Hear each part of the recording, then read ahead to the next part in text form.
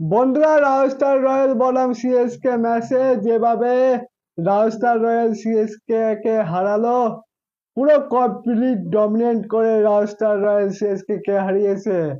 CSK ওই batting line আপকে Rajasthan রয়্যালের বলাররা যেভাবে ধ্বংস করলো, সত্যি আউটস্ট্যান্ডিং।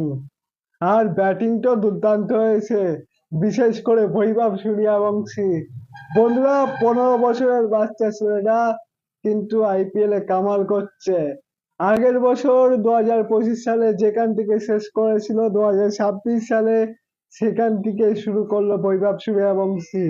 আর আইপিএল এর ইতিহাসে সেকেন্ড ফাস্টেস্ট হাফ সেঞ্চুরি করলো মাত্র 15 বলে হাফ সেঞ্চুরি করলো, যা আইপিএল এর ইতিহাসে সেকেন্ড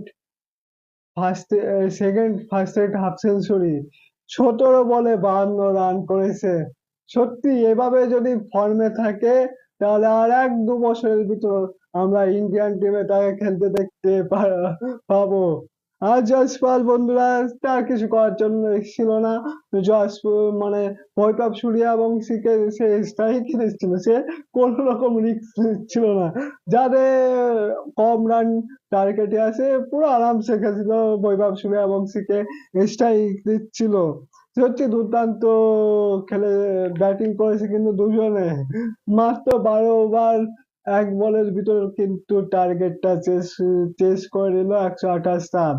আর বন্ধুরা, সিএসকে এর ব্যাটিং লাইন আপ, মানে সিএসকে, যেহেতু আমি সিএসকে কে সাপোর্ট করি, কিন্তু যেভাবে কালকের ম্যাচটা খেললো, সত্যি আমাদের সিএসকে ফ্যানদের কিন্তু খুব হতাশ করলো। এটুকু প্রত্যাশা করা যায় না কিন্তু এই সিএসকে টিমের কাছ থেকে। বিশেষ করে এইবার অনেক চেঞ্জ করেছে ট্রেড করে। রাজস্থান জাদেজাকে রাজস্থান রয়্যালে দিয়েছে, সঞ্জু স্যামসনকে নিয়ে এসছে। তারপরে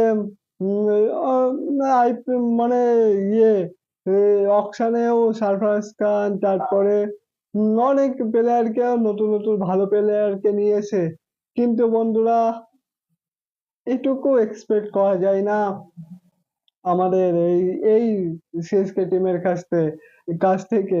যেহেতু ধোনি নেই, জাদেজা রাজস্থানে চলে গেছে, কিন্তু একটু সময় লাগবে হয়তো আমাদের সিএসকে টিমের ভালো ম্যাচে কামব্যাক করতে। আশা করব নেক্সট ম্যাচে সিএসকে জয়ের সন্ধানে ফিরবে। আর বন্ধুরা, রাজস্থান রয়্যাল কালকে দুর্দান্ত ম্যাচ জিতলো, বোলিং ব্যাটিং দুর্দান্ত হয়েছে। বোলিংটা আউটস্ট্যান্ডিং হয়েছে, যেভাবে কালকে রাজস্থান রয়্যালের বোলাররা বল করলো, বার্গার, আর্চার, জাদেজা, সন্দীপ শর্মা, আরো দুর্দান্ত বল করেছে। আর একটা ভালো ম্যাচ কিন্তু ডমিনেট করে কিন্তু সিএসকে এর কাছ থেকে ম্যাচটা জিতলো রাজস্থান রয়্যাল। তো কালকের ম্যাচটা তোমাদের কেমন লাগলো অবশ্যই কমেন্ট বক্সে জানিও, আর ভিডিওটা ভালো লাগলে লাইক কমেন্ট শেয়ার অবশ্যই করে দিও।